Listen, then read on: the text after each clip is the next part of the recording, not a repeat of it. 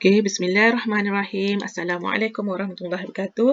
Kembali semula ke channel saya, Masyidah Khalid. Okey, untuk hari ini kita nak berkongsi berkenaan dengan subjek Geografi Tingkatan 2 bagi topik Bab 7 Kepelbagaian Iklim dan Pengaruhnya Terhadap Kegiatan Manusia di Asia Tenggara. Okey, sebelum kita meneroka lebih lanjut berkenaan dengan subjek ini bagi bab 7. Okey, saya mohon bagi murid-murid semua untuk subscribe, share dan like terlebih dahulu channel saya. Okey, mari kita mula untuk menerokai lebih lanjut bagi bab ini. Okey, sekali lagi saya ulang, untuk topik kali ini kita akan bincangkan bab 7, Kepelbagaian Iklim dan Pengaruhnya Terhadap Kegiatan Manusia di Asia Tenggara.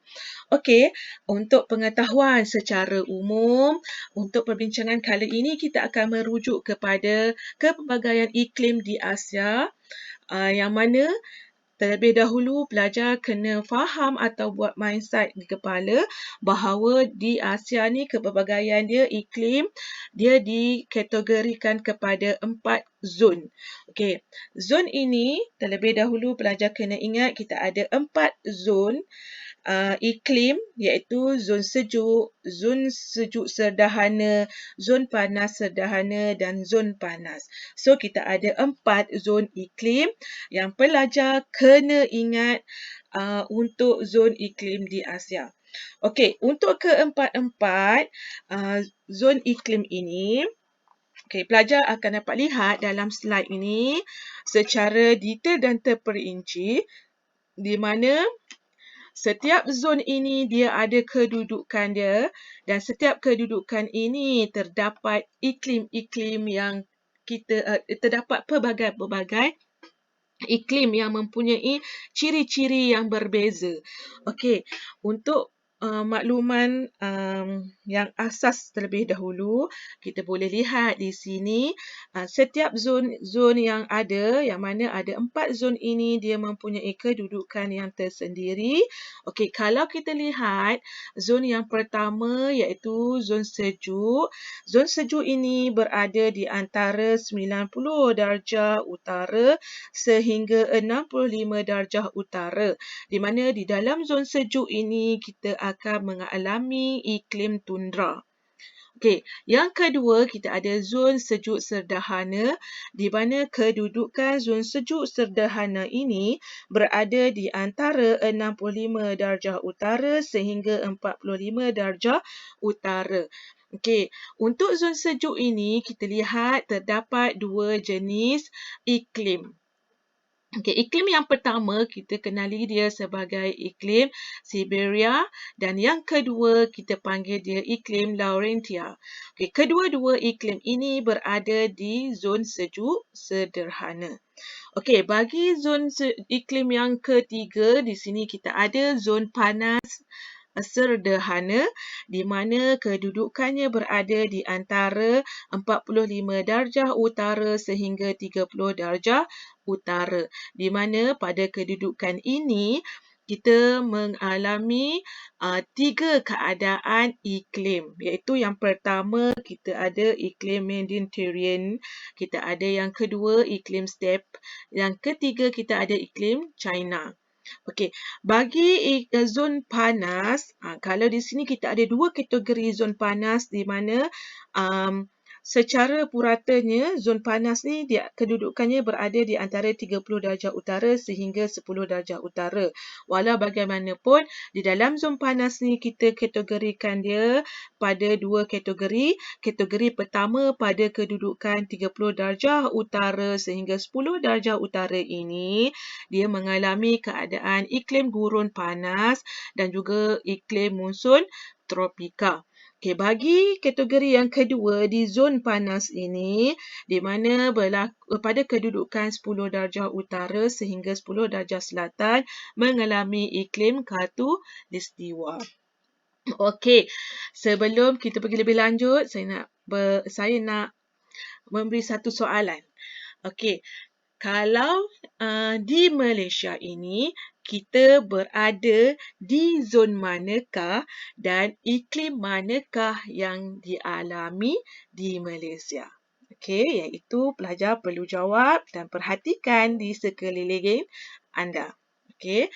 Seterusnya, kita akan lihat untuk setiap zon yang ada tadi, kita dah bincangkan zon di dalam zon di Asia Tenggara ini, zon iklimnya terdapat 4 jenis zon.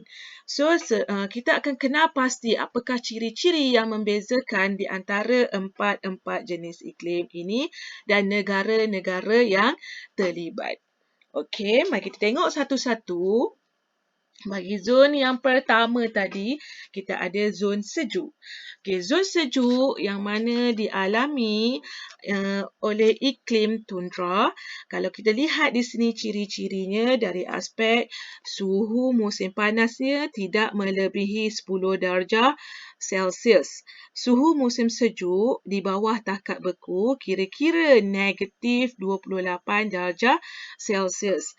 Hujan tahunannya adalah di antara 250 ml.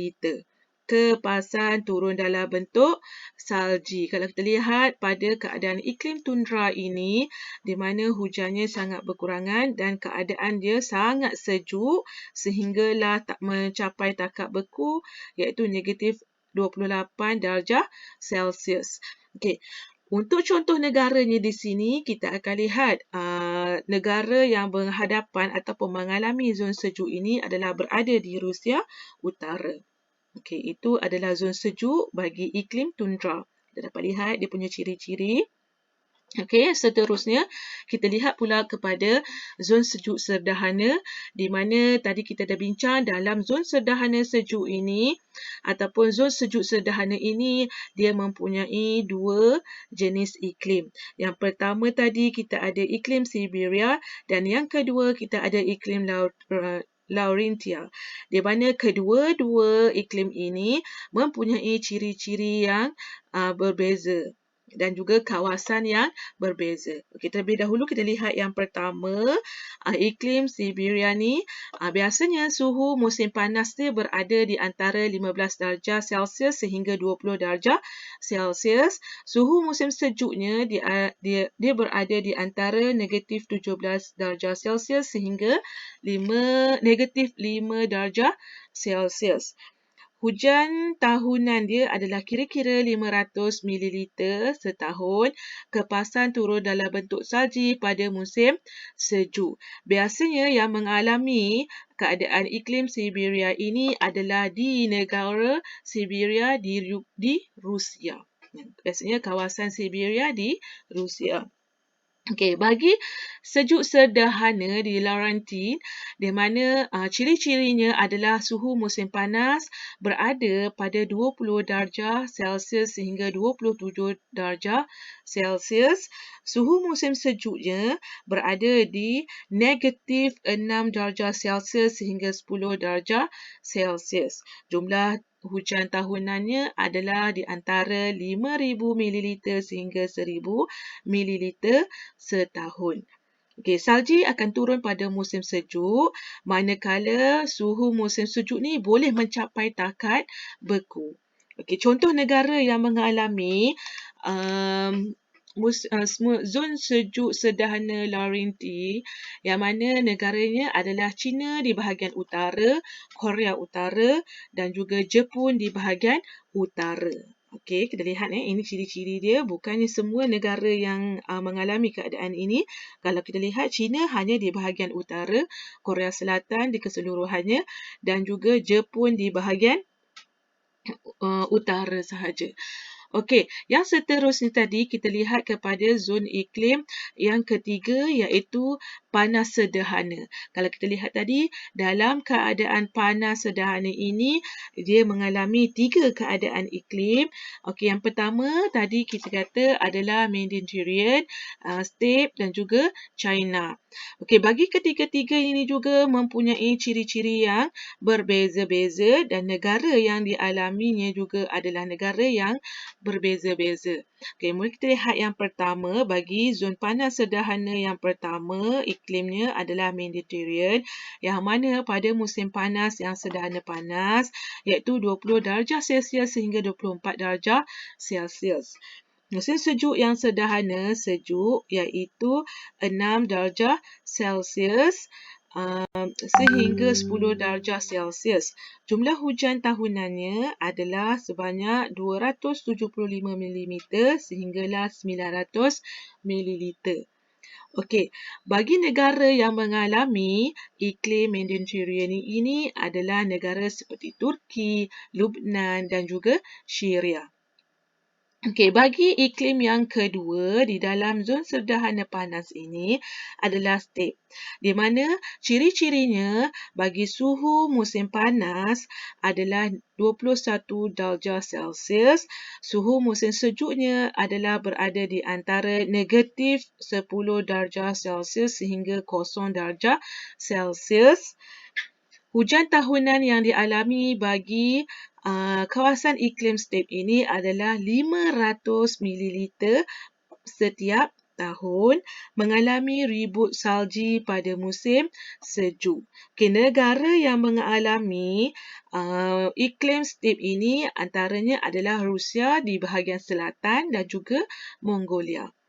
Okey, bagi zon panas sederhana yang ketiga iaitu iklim China, di mana ciri-cirinya musim panas yang sederhana panas iaitu 28 darjah Celsius, musim sejuk yang sederhana sejuk iaitu 5 darjah Celsius, jumlah hujan tahunannya antara 500 ml hingga 1500 ml setiap tahun. Okey, biasanya negara yang mengalami iklim China ini adalah di kawasan China Tengah dan Selatan, Korea Selatan, Jepun di bahagian selatan, Taiwan di bahagian utara. Okey, ini antara contoh yang kita lihat di zon panas sederhana iaitu iklim Mediterranean, steppe dan China mempunyai ciri-ciri yang berbeza yang boleh kita kenal pasti dengan mudah berdasarkan dia punya musim panas, musim sejuk, suhu, jumlah hujan dia. Okey, yang ketiga iaitu zon panas yang mana ini dikategorikan kepada dua tadi saya kata. Musim panas yang terdiri daripada khatulistiwa dan juga musim panas yang terdiri daripada gurun panas dan juga monsun tropika. Okey, mari kita kenali pasti dia punya ciri-ciri dia untuk setiap satunya. Okey, untuk yang pertama, iklim khatulistiwa, ciri-ciri iklim ini dia panas dan lembat sepanjang tahun. Okey, minimum suhu tahunan dia adalah 20 darjah Celsius, jumlah hujan tahunan melebihi 2,600 ml setahun.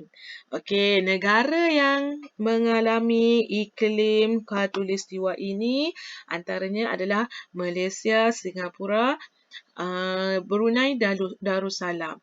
Okey, apa yang saya tanya dalam slide yang pertama tadi, okey, Malaysia ini mengalami keadaan di mana iklimnya, maka jawapannya adalah iklim khatulistiwa. Mana kita mengalami keadaan panas dan lembap sepanjang tahun, hujan yang melebihi 2,600 mililiter setahun. Okay, ini sangat special lah untuk kita kerana kita mendiaminya. So, pelajar mesti mengetahui dengan baiklah ciri-ciri iklim ni. Okey, yang kedua tadi kita ada gurun panas, yang mana gurun panas ini ciri-cirinya musim panas yang sangat panas iaitu 32 darjah Celsius sehingga 38 darjah Celsius. Musim sejuk yang sederhana sejuk iaitu 16 darjah Celsius. Julat suhu harian tertinggi kira-kira 25 darjah Celsius. Jumlah hujan tahunan dia kurang daripada 2,500. Menunjukkan kawasan ini kurang mengalami hujan. Okey, negara yang mengalami iklim gurun panas ini adalah negara Arab Saudi, Iraq dan Oman. Okey, yang ketiga bagi zon panas ini kita ada iklim monsun tropika di mana Ciri-cirinya yang pertama mengalami musim kering dan musim lembab yang nyata. Yang kedua, min suhu tahunan dia berada di antara 24 darjah Celsius sehingga 20 darjah Celsius. Okay, jumlah hujan tahunannya di antara 1000 mm sehinggalah 2000 mm. Bagi negara yang mengalami iklim monsun tropika ini adalah India, Laos, Myanmar dan Thailand. So, apa yang digambarkan di dalam tabel ini, kita akan lihat kita ada 4 zon utama di Asia di mana sejuk, sederhana sejuk, panas sederhana dan juga panas. Okay, di dalam setiap zon ni kita mempunyai pelbagai jenis keadaan iklim. Okay, iklim-iklim yang terdapat ni kita boleh lihat pada tabel ini. Kita ada iklim tundra di kawasan sejuk, kita ada iklim Siberia dan juga Laurenti di kawasan sederhana sejuk. Kemudian kita ada Mediterranean Steppe China di kawasan zon sederhana panas.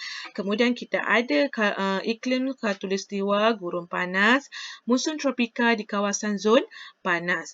Okey, kesemua iklim ini mempunyai ciri-ciri yang berbeza-beza yang kita boleh lihat secara dasarnya dari aspek suhu musim panas, suhu musim sejuk, jumlah hujan tahunan dan juga dia punya julat suhu harian. Okay, ketiga-tiga ciri ini menunjukkan perbezaan bagi setiap keadaan iklim yang dialami bagi sesebuah negara. Okey, seterusnya kita akan lihat pula kepada zon iklim, kepada kategori-kategori zon iklim ini, dia punya keadaan cuaca dia dari aspek kawasannya, cuacanya, angin dan juga hujan. Okey, bagi zon iklim yang pertama, kita nak lihat dalam situasi zon iklim sejuk ini, iaitu iklim tundra ni, kalau kawasan yang biasa dialaminya, dia adalah di sepanjang pantai utara Asia, terutamanya pantai utara Siberia yang terletak dalam lingkungan garisan Arktik. Okey, bagi keadaan suhu untuk iklim sejuk seperti iklim tundra ini, biasa min suhunya adalah negatif 14 darjah Celsius, suhu panas jangka pendek iaitu pada bulan 5 sehingga bulan Ogos, bulan Mei sehingga bulan Ogos, di mana sederhana sejuk kurang daripada 10 darjah Celsius. Bagi suhu musim sejuk, musim panas yang panjang selama 8 bulan, sangat sejuk iaitu negatif 32 darjah Celsius sehinggalah 5 darjah Celsius. Julat suhu tahunan dia adalah antara 42 darjah Celsius. Bagi zon iklim sejuk seperti iklim tundra ini, keadaan angin dia pula, angin baratan membaca hujan maksimum pada musim panas. Berlaku ribut salji dengan kelajuan kira-kira 200 km sejam. Untuk keadaan hujan pada zon iklim sejuk, iklim tundra ini menerima kapasan tahunan sedikit antara 250 hingga 300 ml setiap tahun. Kebanyakannya turun pada musim panas dalam bentuk hujan perolakan. Okey, musim sejuk ni sentiasa diliputi dengan salji. Kalau kita lihat gambar rajah graf ini, dia menunjukkan taburan hujan bagi setiap bulan. Kalau kita lihat, kebiasaannya bagi keadaan zon iklim sejuk untuk iklim tundra ini pada bulan Jun, Julai, Ogos dan September ini menunjukkan kadar bulanan hujan yang tinggi berbanding bulan-bulan yang lain. Okey. Kalau kita lihat untuk zon iklim sederhana sejuk ini, dia juga akan mempengaruhi kegiatan ataupun aktiviti manusia untuk kelangsungan hidup ataupun untuk meneruskan kehidupan dia. Okey, untuk iklim tundra yang dalam keadaan zon sejuk ini, biasanya kegiatan ataupun aktiviti manusia yang dapat dilaksanakan dalam kawasan ini, kita lihat ada dua aktiviti utama dia, iaitu perikanan dan juga pemburuan. Okey, kalau kita lihat di dalam jadual yang saya berikan pada slide ini dia akan menerangkan berkenaan dengan aktiviti yang dilakukan oleh manusia disebabkan oleh pengaruh iklim tundra dalam keadaan zon iklim yang sejuk. Okey, untuk aktiviti yang pertama, kita tengok perikanan ni. Okey, kita lihat kegiatan ini adalah aktiviti menangkap ikan untuk keperluan sumber hidup mereka lah sebagai sumber protein. Biasanya untuk perikanan di dalam iklim zon tundra ni, iklim tundra ini, biasanya dia berada di Siberia bahagian utara. Biasanya pengaruh iklim ni pada musim panas, kegiatan menangkap ikan, paus, kod dan salmon dijalankan. Biasanya ikan paus ni ditangkap menggunakan harpun. Harpun ni adalah sejenis alat untuk menangkap ikan. Dia seperti anak panah tu lah. Nanti kita akan lihat gambar dia secara lebih terperinci. Okay, kemudian, aktiviti yang dilakukan oleh manusia yang tinggal di kawasan iklim tundra ini adalah pemburuan.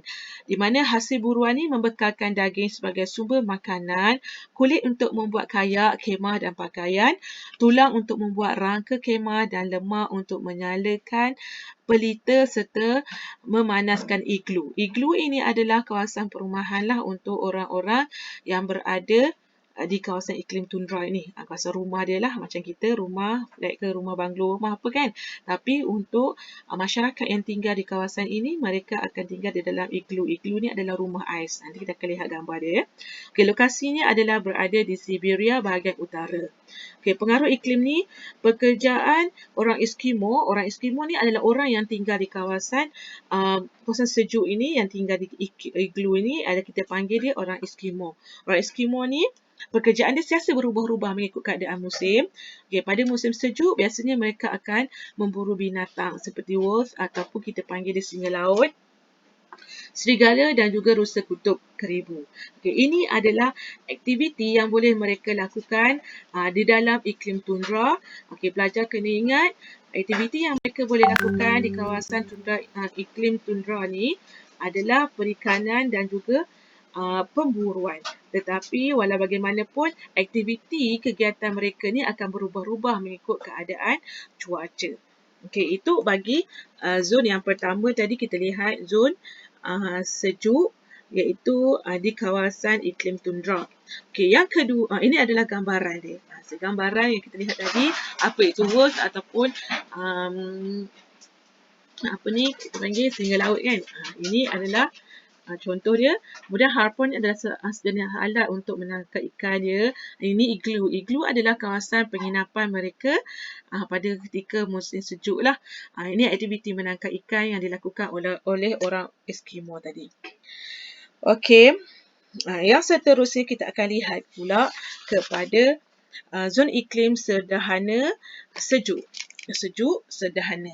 Okey, apa yang berlaku di kawasan Laurentia yang mana kita akan lihat dia punya ciri-ciri dari aspek kawasan dia, suhu, angin dan hujan. Biasanya iklim Laurentia ni ataupun kawasan iklim sejuk sederhana ni biasanya dialami oleh negara-negara seperti China Utara, Korea Utara, Jepun di bahagian utara.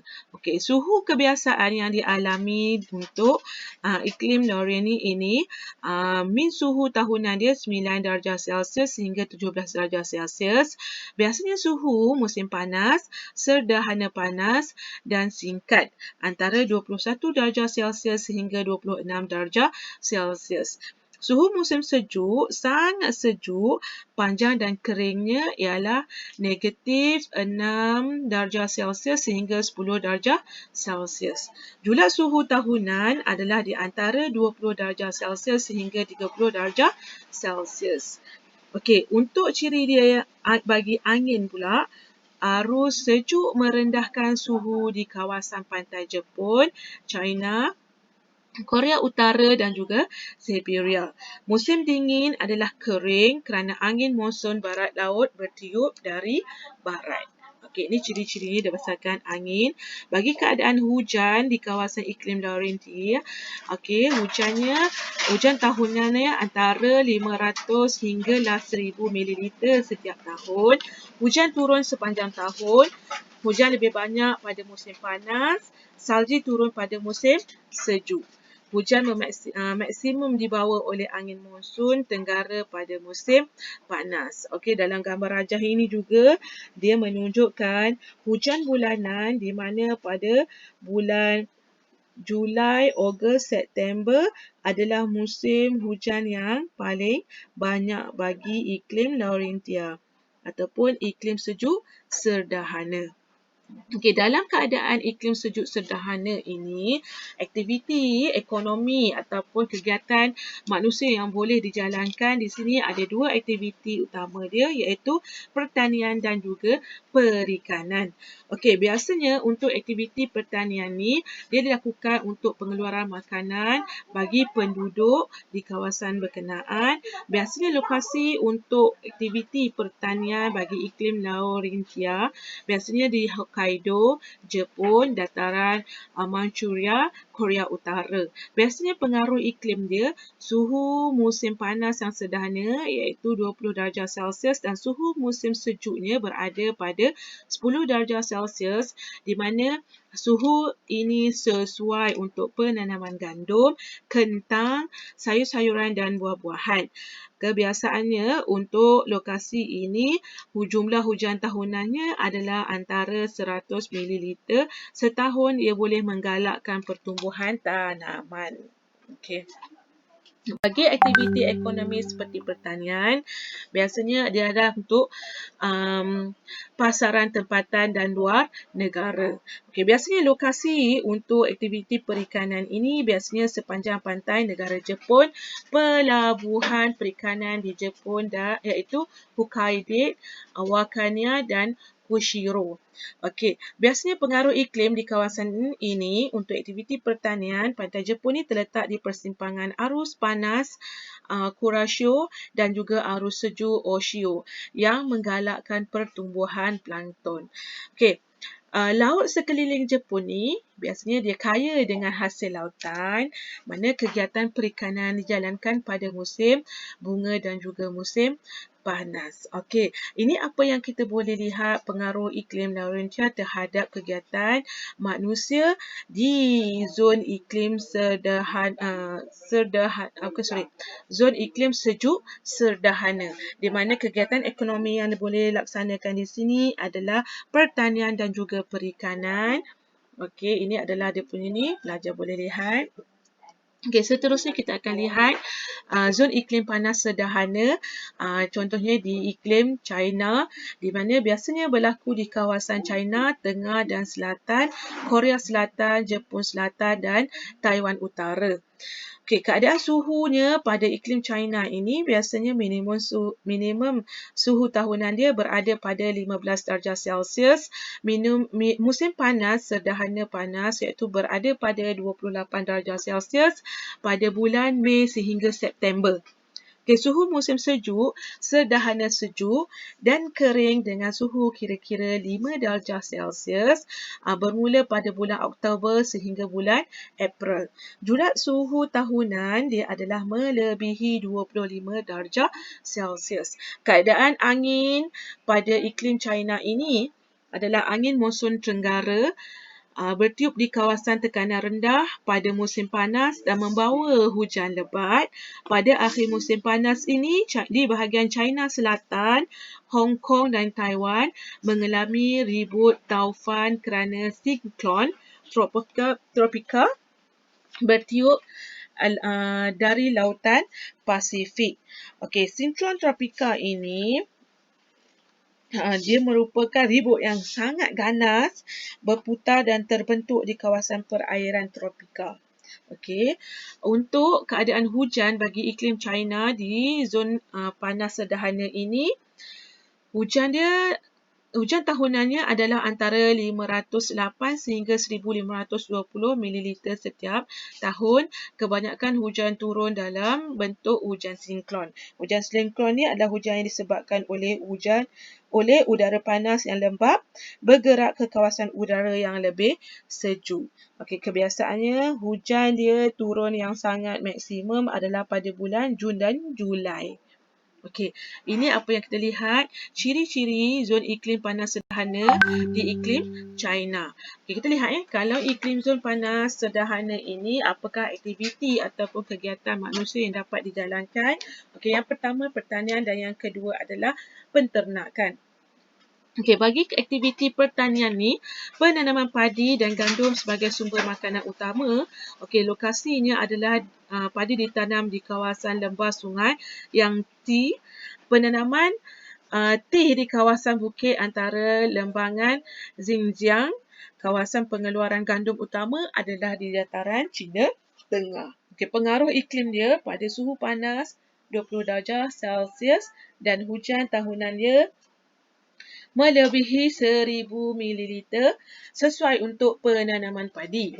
Bagi aktiviti menanam padi dijalankan pada musim hujan, gandum dan teh ditanam di kawasan suhu sederhana panas iaitu 16 darjah Celsius hingga 18 darjah Celsius. Okey, ini adalah aktiviti atau kegiatan yang dilaksanakan oleh masyarakat yang mengalami iklim China. Untuk kegiatan pertamanya adalah pertanian, yang kedua iaitu penternakan di mana China merupakan pengeluar dan pengguna hasil ternakan utama dunia. Permintaan tinggi terhadap produk berasaskan daging dan susu segar kerana kerajaan China ni menggalakkan peningkatan dalam taraf kehidupan rakyat. Okey, biasanya lokasi untuk penternakan di iklim China ini adalah kawasan penternakan utama di China ialah Shanghai Bright, Inner Mongolia Yili dan juga Xinjiang Sanlu. Kawasan penternakan ayam adalah di Shandong, kawasan penternakan khinzir adalah di kawasan Hunan, Henan, Shandong dan Anhui.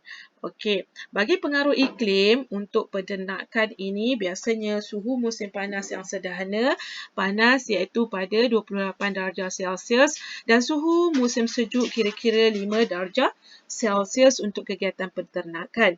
Okey, penternakan ini dijalankan di kaki bukit kerana suhunya lebih sejuk. Suhu yang dingin ini akan menggalakkan pertumbuhan rumput untuk makanan ternakan.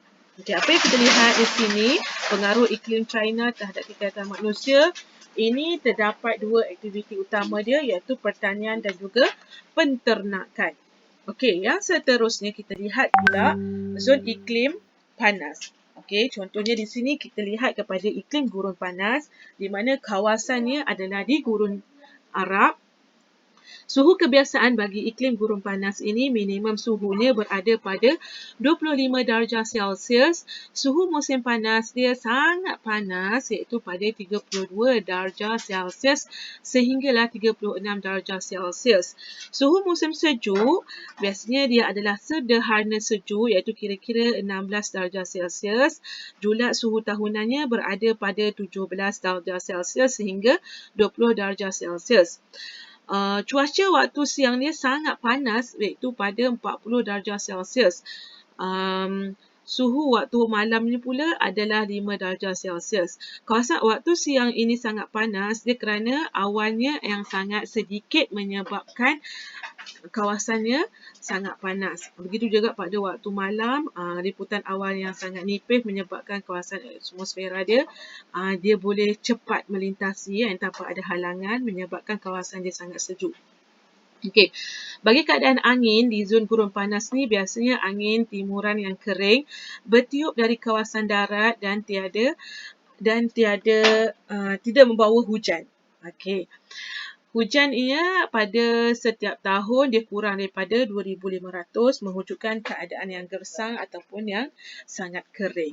Okey, kalau kita lihat dia punya graf taburan hujan bulanan dia, kalau kita lihat hujannya hanya berada pada yang maksimumnya pada bulan Mac sehingga Mei, namun daripada bulan Jun sehingga Oktober tidak ada hujan langsung di kawasan iklim gurun panas. Kita lihat untuk iklim gurun panas ini, apa aktiviti kegiatan ekonomi yang dia boleh laksanakan. Okay, di sini yang pertama dia boleh melaksanakan pertanian dan yang kedua adalah kawasan untuk aktiviti peternakan. Okey, biasanya yang pertama ini kita lihat pertanian kegiatannya adalah untuk penanaman pokok kurma secara bersesaran bagi mendapatkan buahnya. Biasanya untuk aktiviti pertanian ini dilakukan di ladang buah kurma di kawasan wilayah Qasim di Arab Saudi. Pengaruh iklimnya adalah pokok ditanam di kawasan oasis. Pokok kurma dapat tumbuh pada suhu 7 darjah Celsius sehingga 40 darjah Celsius. Okey, ini yang pertama. Yang kedua, aktivitinya adalah peternakan. Biasanya kegiatan dia adalah untuk menternak unta, kambing, biri-biri dan lembu. Diternak untuk mendapatkan daging, susu, kulit dan juga bulu dia. Okey, biasanya untuk aktiviti peternakan ni, lokasinya adalah berada di ladang ternakan unta di Hudaybiyah, Arab Saudi, ladang ternakan lembu di Gurun Arab. Biasanya pengaruh iklim dia, hujan tahunan dia menyebabkan rumput dan semak samun tumbuh pendek dan jarang. Rumput ini dijadikan makanan ternakan lembu, kambing dan unta. So, ini adalah kita lihat pengaruh iklim gurun panas terhadap kegiatan manusia iaitu terhadap pertanian dan peternakan. Okey, secara keseluruhannya apa yang kita lihat di sini melalui kepelbagaian iklim di Asia ni kita ada 4 jenis iklim iaitu zon iklim sejuk, zon iklim sejuk sederhana, zon iklim panas sederhana dan juga zon iklim panas. Okey, daripada keempat-empat iklim ini, kita juga telah lihat terdapat beberapa jenis ataupun kategori bagi iklim yang ada di setiap zon berkenaan. Okey, apa yang kita boleh imbas kembali? Di zon sejuk ni kita ada iklim tundra. Di zon sejuk sederhana kita ada 2 iklim iaitu iklim Siberia, iklim Laurentia. Manakala di zon panas sederhana kita ada 3 juga keadaan iklim iaitu iklim Mediterranean, iklim steppe dan iklim China. Bagi zon panas kita ada 3 juga iaitu iklim gurun panas, iklim monsun tropika dan juga iklim khatulistiwa. Okey, di samping kita melihat pelbagai jenis iklim yang berada di Asia berdasarkan 4 zon yang kita lihat tu, kita juga telah melihat ciri iklim mengikut zon yang mana ciri-ciri bagi setiap zon iklim ini kita lihat dari aspek suhu musim panas, suhu musim sejuk, jumlah hujan tahunan. Okey, ini berdasarkan 3 ciri ini kita akan dapat kenal pasti jenis-jenis iklim dan negara yang mengalami keadaan iklim berikut. Kemudian kita juga akan lihat secara terperinci setiap zon iklim iaitu iklim sejuk, sederhana, sejuk, panas, panas sederhana. Kemudian kita lihat juga kesan pengaruh aktiviti iklim terhadap kegiatan manusia. So, saya harap pelajar dapat menguasai dengan baik mengenal pasti zon yang ada di dalam Asia Tenggara ini, zon iklim yang terdapat di dalam Asia Tenggara iaitu ada 4. Kemudian ciri-ciri yang membezakan antara iklim-iklim yang ada iaitu kita lihat kepada suhu musim panas, musim sejuk dan juga julat suhu tahunan. Kemudian kita lihat kepada ciri secara khusus dari aspek kawasan. Kita lihat kepada suhu, angin dan hujan. Kemudian kita lihat pengaruh iklim zon terhadap aktiviti yang dilakukan oleh manusia yang tinggal di lokasi-lokasi berkenaan. So, itu sahaja untuk topik ke-7, saya harap pelajar boleh menguasai dengan baik topik ini. Jadi sebarang persoalan ataupun pertanyaan boleh tinggalkan di bahagian komen. InsyaAllah saya akan cuba jawab dengan jawab soalan yang ditanya. Sekian, terima kasih.